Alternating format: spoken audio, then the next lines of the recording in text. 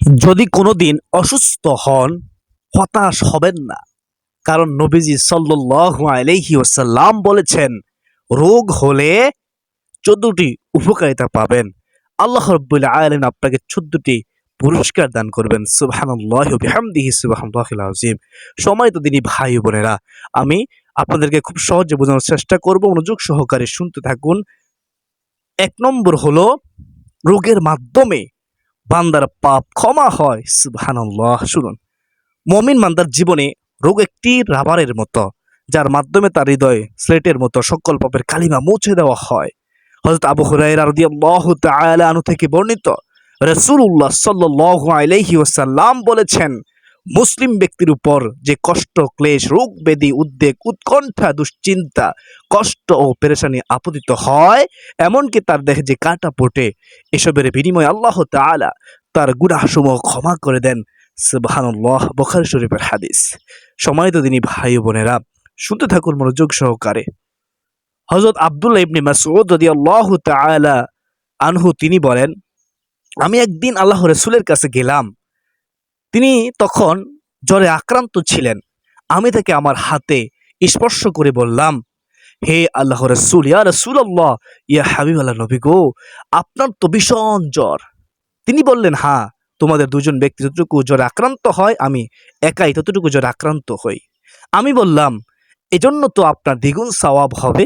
তখন তিনি বললেন, কোন মুসলিম ব্যক্তি রোগ ব্যাধি বা অন্য কোনো মাধ্যমে কষ্টে পতিত হলে আল্লাহ তাআলা এর দ্বারা তার পাপগুলোকে এমনভাবে মুছে দেন, যেমনভাবে গাছ থেকে, ও আমার সাহাবীরা শুনো, যেমনভাবে গাছ থেকে পাতাগুলো ঝরে পড়ে যায়। সুবহানাল্লাহ। সহিহ মুসলিম শরীফের হাদিস। হাদিস নম্বর হচ্ছে 2571 নম্বর হাদিস।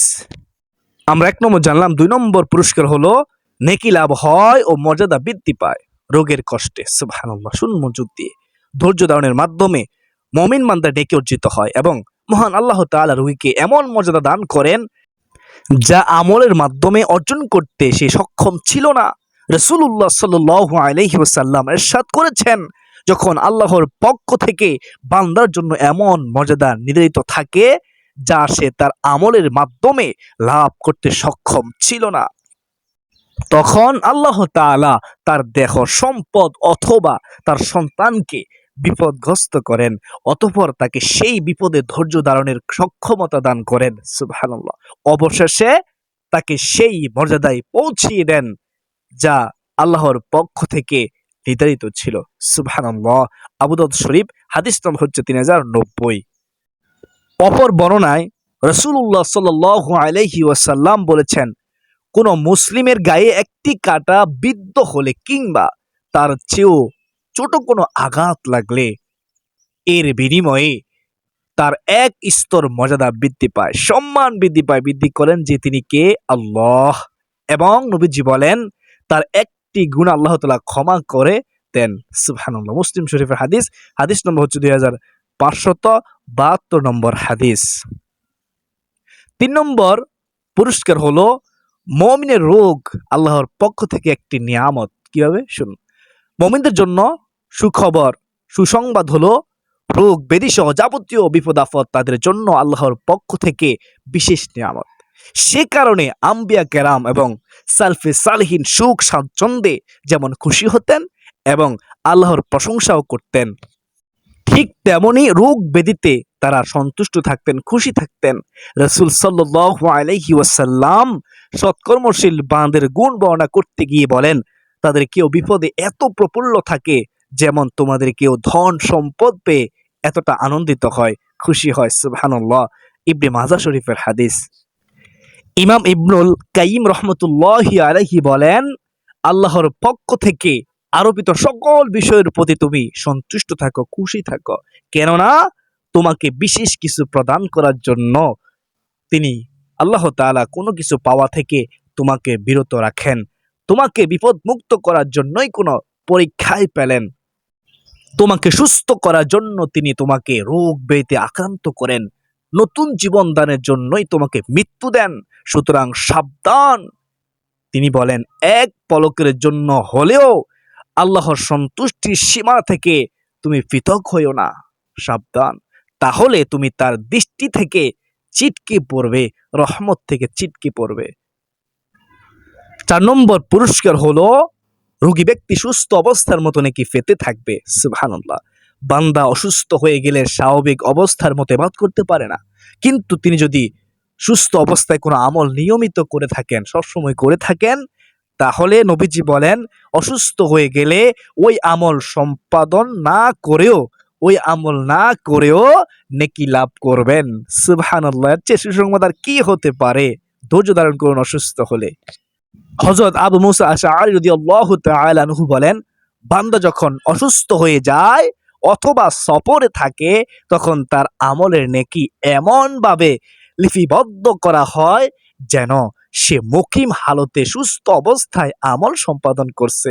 বুখারী শরীফের হাদিস, হাদিস নম্বর হচ্ছে 2996। সুবহানাল্লাহ।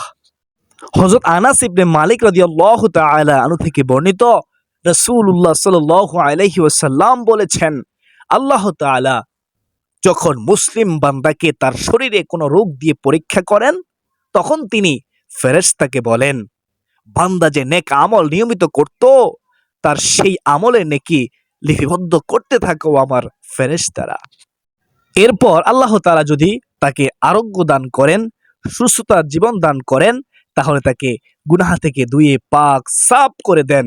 আর যদি তাকে মৃত্যু দান করেন, তার মৃত্যু হয়ে যায় ওই রোগ অবস্থায়, তাহলেই তাকে মাফ করে দেন এবং তার প্রতি রহমত নাজিল করেন। সুবহানাল্লাহ। মেশকাত শরীফের হাদিস, হাদিস নম্বর হচ্ছে 1560 নম্বর হাদিস। 5 নম্বর পুরস্কার হলো রোগের মাধ্যমে মুমিন বান্দা জাহান্নাম থেকে নিষ্কৃতি লাভ করে। অসুস্থ ব্যক্তি তার রোগের মাধ্যমে আল্লাহর পক্ষ থেকে ক্ষমা প্রাপ্ত হয়, ফলে সে আখিরাতে জাহান্নামের আগুন থেকে নিষ্কৃতি লাভ করতে পারবে। সুবহানাল্লাহ।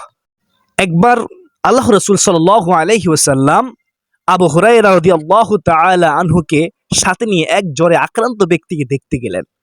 তিনি রোগীকে উদ্দেশ্য করে বললেন, সুসংবাদ গ্রহণ করো, কেননা মহান আল্লাহ তাআলা বলেন, এই রোগ আমার আগুন, যা আমি দুনিয়াতে আমার মুমিন বান্দার উপর চাপিয়ে দেই, যাতে আখিরাতের আগুনের পরিপূরক হয়ে যায়। সুবহানাল্লাহ। ইবনে মাজাহ শরীফের হাদিস, হাদিস নম্বর হচ্ছে 3470 নম্বর হাদিস। অন্যত্র রহমাতুল্লাহ আলামিন নবীজি বলেন, প্রত্যেক মুমিনের জাহান্নামের আগুন থেকে নিষ্কৃতি পাওয়ার জন্য জ্বর তাকদীরের একটি অবিচ্ছেদ্য অংশ। সুবহানাল্লাহ। সহিহুল জামি, হাদিস নম্বর হচ্ছে 3187। 6 নম্বর পুরস্কার শুনলে অবাক হয়ে যাবেন, রোগ জান্নাতে প্রবেশের অন্যতম মাধ্যম। আল্লাহ তাআলা রোগ ব্যাধি দিয়ে মুমিন বান্দাকে বিভিন্নভাবে পরীক্ষা করে থাকেন। বান্দা যদি এই পরীক্ষায় ধৈর্য ধারণ করতে সক্ষম হয়, তাহলে দুনিয়ার এই কষ্টের বিনিময়ে আল্লাহ তাআলা তাকে আখিরাতে সম্মানিত করেন এবং তাকে এত বিশাল পুরস্কার প্রদান করেন যে দুনিয়ার সুস্থ ব্যক্তিরা নিজেদের রোগ না হওয়ার জন্য আক্ষেপ করবে, আফসোস করবে। সুবহানাল্লাহ। হযরত জাবের রাদিয়াল্লাহু তাআলা আনহু বলেন, রাসূলুল্লাহ সাল্লাল্লাহু আলাইহি ওয়াসাল্লাম ইরশাদ করেছেন, কিয়ামতের দিন বিপদে পতিত ব্যক্তিদের যখন প্রতিদান দেওয়া হবে, পুরস্কৃত করা হবে, তখন পৃথিবীর বিপদ মুক্ত মানুষেরা আফসোস করে বলবে, হায়, দুনিয়াতে যদি কাঁচি দ্বারা তাদের শরীরের চামড়া কেটে টুকরো টুকরো করে দেওয়া হতো, তারা আফসোস করবে। সুবহানাল্লাহ। তিরমিজি শরীফ, হাদিস নম্বর হচ্ছে 2402 নম্বর হাদিস। দুনিয়াতে অসুস্থ ব্যক্তিরা অনেক সময় সুস্থ ব্যক্তিদের দেখে নিজের রোগের কারণে মনস্তাপে ভোগেন, কিন্তু তিনি যদি ধৈর্যশীল হতে পারেন, তাহলে সেই সুস্থ ব্যক্তিরা কিয়ামতের দিন তার পুরস্কারের পরিমাণ দেখে আফসোস করবেন।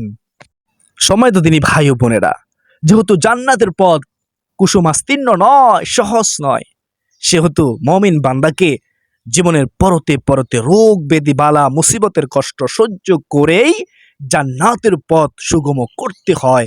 কেননা জান্নাতকে কষ্টদায়ক জিনিস দ্বারা পরিবেষ্টন করে রাখা হয়েছে। আশা করি বুঝতে পেরেছেন। মুসলিম শরীফের হাদিস, হাদিস নম্বর হচ্ছে 2822। 7 নম্বর পুরস্কার হলো রোগ বান্দাকে আল্লাহমুখী করে এবং তাওবার সুযোগ সৃষ্টি করে দেয়। শুনুন, মানুষের যখন পাপ বেড়ে যায়, তখন আল্লাহ তাআলা তাকে যে কোনো ধরনের বালা মুসিবতে পেলেন, যাতে সে পাপ থেকে ফিরে আসে, কখনো রোগ ব্যাধির মাধ্যমেও মানুষ মুসিবতের সম্মুখীন হয়ে থাকে, কিন্তু মানুষ বুঝতে পারে না। কারণ একজন মানুষ অসুস্থ শরীর নিয়ে বিছানায় পড়ে থাকা অবস্থায় যখন চলাফেরা করতে থাকা সুস্থ লোকদের দেখতে থাকে, তখন তার মাঝে জেগে ওঠে তওবার মনোভাব। আল্লাহর দিকে ফিরে আসতে তার মন বেকুল হয়ে যায়। মহান আল্লাহ তাআলা বলেন, আখিরাতে কঠিন শাস্তির পূর্বে দুনিয়াতে আমরা তাদের অবশ্যই লঘু শাস্তির স্বাদ আস্বাদন করাবো, যাতে তারা আল্লাহর পথে ফিরে আসে। সূরা সেজদা আয়াত 21। সুপ্রদর্শক, পৃথিবীতে এমন অনেক পাপী মানুষের সন্ধান পাওয়া যায় যারা বিভিন্ন রোগে আক্রান্ত হয়ে পাপ ছেড়ে আল্লাহর আনুগত্যে ফিরে এসেছে, অবাধ্যতার জীবন থেকে পবিত্র জীবনের দিকে প্রত্যাবর্তন করেছে। নিঃসন্দেহে তাদের জন্য এই রোগ ব্যাধি কল্যাণকর ছিল। তাছাড়া রোগে সুখে মানুষের মন সবসময় একমাত্র আল্লাহর দিকে ফিরে যায়, আল্লাহমুখী হয়ে থাকে। সুবহানাল্লাহ। বান্দা রোগে আক্রান্ত হয়ে আল্লাহকে যে আবেগ ও মিনতি নিয়ে ডাকে, সুস্থ অবস্থায় খেয়াল করবেন সে আবেগ ও বিনয় ভাব নিয়ে খুব কমই ডাকতে পারে। সুতরাং রোগ পাপী বান্দাকে তওবার সুযোগ করে দেয়। সুবহানাল্লাহ। মহান আল্লাহ তাআলা বলেন, অতঃপর তাদের অবিশ্বাসের কারণে তাদেরকে অভাব অনটন ও রোগ দ্বারা পাকড়াও করেছিলাম, যাতে কাকুতি মিনতি সহ আল্লাহর প্রতি বিনীত হয়। সুবহানাল্লাহ। সূরা আনআম আয়াত 42। 8 নম্বর পুরস্কার হলো রোগ বান্দার জন্য কল্যাণ বয়ে আনে। সুবহানাল্লাহ। রোগ ব্যাধি মুমিন বান্দার আখিরাতের জীবনে কল্যাণ বয়ে আনে, কারণ দুনিয়ার রোগ সুখের বিনিময়ে আল্লাহ তাআলা তাকে আখিরাতের কষ্ট ক্লেশ থেকে হেফাজত করেন। সুবহানাল্লাহ। হযরত বারা ইবনে আযিব রাদিয়াল্লাহু তাআলা আনহু থেকে বর্ণিত, রাসূল সাল্লাল্লাহু আলাইহি ওয়াসাল্লাম বলেছেন, দুনিয়াতে পাপের কারণেই মানুষের দৃষ্টি ও শিরা উপশিরা রোগে আক্রান্ত হয়, বিনিময়ে আল্লাহ তাআলা তার থেকে আখিরাতের অনেক অকল্যাণ দূরীভূত করে দেন। সুবহানাল্লাহ। সহিহুল জামে হাদিস নম্বর 4421 নম্বর হাদিস। আর আখিরাতের শাস্তির চেয়ে দুনিয়ার কষ্ট দুঃখ কতই না নগণ্য, একবার ভেবে দেখেন। জৈনক বিদ্বান বলেন, বিপদ আপদের অন্যতম উপকারী দিক হলো মুসিবতের আগুন বিপদগ্রস্ত ব্যক্তির ধৈর্যের শীতলতা দিয়ে নির্বাপিত হয়ে যায়। সুবহানাল্লাহ। রাসূলুল্লাহ সাল্লাল্লাহু আলাইহি ওয়াসাল্লাম বলেছেন, আল্লাহ তাআলা তার কোনো বান্দার কল্যাণ চাইলে, মঙ্গল চাইলে আগে ভাগে দুনিয়াতেই তাকে তার গুনাহ খাতার জন্য কিছু শাস্তি দিয়ে দেন। আর কোনো বান্দার অকল্যাণ চাইলে দুনিয়ার তার পাপের শাস্তি প্রদান হতে বিরত থাকেন। পরিশেষে কিয়ামতের দিন তাকে পরিপূর্ণ শাস্তি দিবেন। তিরমিজি শরীফ হাদিস নম্বর 1064। 9 নম্বর পুরস্কার হলো কবরের শাস্তি থেকে মুক্তি লাভ। সুবহানাল্লাহ। শুনুন মনোযোগ দিয়ে, মহান আল্লাহ তাআলা তার মুমিন বান্দাকে এমন কতিপয় রোগ দিয়ে থাকেন যে রোগে মৃত্যুবরণকারী বান্দাকে কবরের আযাব থেকে মুক্তি দেওয়া হয়। সুবহানাল্লাহ। হযরত সুলাইমান ইবনে সুরাদ রাদিয়াল্লাহু তাআলা আনহু থেকে বর্ণিত, রাসূল সাল্লাল্লাহু আলাইহি ওয়াসাল্লাম বলেছেন, পেটের অসুখ যাকে হত্যা করেছে তাকে কবরের শাস্তি দেওয়া হবে না। তিরমিজি শরীফের হাদিস। অত্র হাদিসে পেটের অসুখ বলতে প্রসূতি অবস্থা, কৃমির সংক্রমণ অবস্থা, ডায়রিয়া প্রভৃতি রোগকে বোঝানো হয়েছে। সুবহানাল্লাহ। 10 নম্বর হলো কখনো রোগ না হওয়া জাহান্নামী হওয়ার লক্ষণ। মনে রাখবেন, শুনুন, কখনো অসুখ বিসুখ না হওয়া জাহান্নামী হওয়ার লক্ষণ, কারণ যার অসুখ হয় না আল্লাহ তাআলা তাকে ভালোবাসেন না, এটাই ধরে নিতে হবে। ফলে আখিরাতে সে জাহান্নামী হবে। আবু হুরায়রা রাদিয়াল্লাহু তাআলা থেকে বর্ণিত, তিনি বলেন, একজন গ্রাম্য লোক আগমন করলে নবী সাল্লাল্লাহু আলাইহি ওয়াসাল্লাম বললেন, তোমার কি কখনো উম্মুল মিলদাম এক প্রকার জ্বর হয়েছে? লোকটি বলল, উম্মুল মিলদাম আবার কি? তিনি বললেন, এটা চামড়া ও গোশতের মধ্যকার তাপমাত্রা জ্বর। সে বলল, না। নবী সাল্লাল্লাহু আলাইহি ওয়াসাল্লাম বললেন, তোমার কি মাথা ব্যথা হয়? সে বলল, মাথা ব্যথা আবার কি? তিনি বললেন, এক প্রকার বাতাস যা মাথায় প্রবেশ করে এবং শিরা উপশিরা আঘাত হানে। সে বলল, এটা আমার হয় না ইয়া রাসূলুল্লাহ। এরপর লোকটি যখন উঠে দাঁড়ালো, নবী সাল্লাল্লাহু আলাইহি ওয়াসাল্লাম তখন বললেন যে ব্যক্তি কোনো জাহান্নামী ব্যক্তিকে দেখে আনন্দবোধ করে, সে যেন এই লোকটাকেই দেখে নেয়। 11 নম্বর হলো শহীদের মর্যাদা লাভ করে। শুনুন, দিনের হেফাজতের জন্য মৃত্যুবরণকারী প্রকৃত শহীদ। কিন্তু কিছু রোগ ব্যাধি আছে, যারা সেই রোগে আক্রান্ত হয়ে মৃত্যুবরণ করে, তারা শহীদের মর্যাদা লাভ করবে। যেমন রাসূলুল্লাহ সাল্লাল্লাহু আলাইহি ওয়াসাল্লাম বলেছেন, আল্লাহ রাস্তায় নিহত ব্যক্তি ছাড়াও আরো 7 জন শহীদ রয়েছে। তারা হলো মহামারীতে মৃত মুমিন ব্যক্তি, পানিতে ডুবে মৃত ব্যক্তি, জাতুল জাম্মু নানা ধরনের পেটের রোগ যেমন গর্ভে সন্তান মরে যাওয়া প্রভৃতি নামক কঠিন রোগে মৃত ব্যক্তি, কলেরা, ডায়রিয়া বা অনুরূপ পেটের ফিরায় মৃত ব্যক্তি, আগুনে পুড়ে মৃত ব্যক্তি, দেয়াল ধসে চাপা পড়ে মৃত ব্যক্তি, অন্তঃসত্ত্ব অবস্থায় মারা যাওয়া মহিলা। সুবহানাল্লাহ, এগুলো শহীদ। আবু দাউদ শরীফ হাদিস নম্বর 3111। 12 নম্বর হলো দৈহিক রোগের মাধ্যমে অন্তর রোগ সেরে যায়। সুবহানাল্লাহ। শুনুন, দেহের রোগের চেয়ে অন্তর রোগ বেশি ভয়ঙ্কর ও মারাত্মক। দৈহিক রোগের মাধ্যমে মৃত্যুর চেয়ে বেশি কিছু হয় না, কিন্তু অন্তর রোগের মাধ্যমে দুনিয়া ও আখিরাত উভয়টাই বরবাদ হয়ে যায়। মাঝে মাঝে দৈহিক রোগের মাধ্যমে বান্দার অন্তরের রোগের চিকিৎসা হয়। মুনাফিকি, অহংকার, হিংসা, বিদ্বেষ, লোভ, লালসা, ক্ষমতা ও দুনিয়ার প্রতি মোহ প্রভৃতি অন্তর ব্যাধিতে আক্রান্ত মানুষগুলো দৈহিক রোগে আক্রান্ত হয়ে তাদের চেতনা ফিরে পায়, কারণ দৈহিক কষ্টের আগুনে তার মনের ময়লাগুলো চাপ হয়ে যায়। আমাদের সমাজে এর নজির খুব সহজে খুঁজে পাওয়া যাবে, আপনি তালাশ করেই দেখুন। তাই তো ইমাম ইবনুল কাইয়িম রহমতুল্লাহি আলাইহি বলেন, দৈহিক রোগ ব্যাধি ও মাথা ব্যথা, বিভিন্ন ব্যথা বেদনার মাধ্যমে অন্তর ও রূহ উপকৃত হওয়াটা এমন একটি বিষয় যার ভিতর ঈমান আছে, একমাত্র সেই এটা উপলব্ধি করতে পারে। কেননা অন্তর ও রূহের সুস্থতা শারীরিক কষ্ট ক্লেশের উপরে নির্ভরশীল। সুবহানাল্লাহ।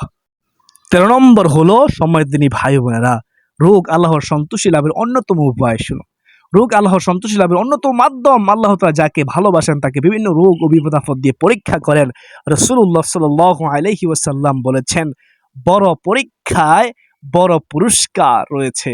আল্লাহ তাআলা কোনো জাতিকে ভালোবাসলে তাদেরকে বিভিন্ন বিপদ আপদ দিয়ে পরীক্ষা করেন তারা কতটা আল্লাহ তাআলাকে ভালোবাসে, তারা কতটা ঈমানের উপরে আছে, আল্লাহ তাআলা পরীক্ষা করবেন। এটা আল্লাহ তাআলার ওয়াদা। যারা এতে সন্তুষ্ট থাকে তাদের জন্য রয়েছে আল্লাহর সন্তুষ্টি, আর যারা এই বিপদ আপদে নাখুশ হয় তাদের জন্য রয়েছে আল্লাহর অসন্তুষ্টি। তিরমিজি শরীফের হাদিস। সুতরাং রোগ ব্যাধিতে হতাশ ও পেরেশান না হয়ে ধৈর্যের পরাকাষ্ঠা প্রদর্শন করা প্রকৃত মুমিনের পরিচয়। 14 নম্বর হলো রোগের মাধ্যমে নিজের অসহায়ত্ব টের পাওয়া যায়। রোগ ব্যাধির অন্যতম বড় উপকারিতা হলো রোগের মাধ্যমে বান্দা নিজের অসহায়ত্ব টের পায় এবং সেও রবের নিকটে নিজের মুখাপেক্ষিতা উপলব্ধি করতে পারে। এর সবচেয়ে বড় প্রমাণ হলো বিশ্বব্যাপী চলমান করোনা ভাইরাসের মহামারী। সকলে আমরা টের পেয়েছি। আশা করি সকলেই 14টি রোগ হলে যে উপকার আল্লাহ তাআলা দান করবেন আশা করি বুঝতে পেরেছেন।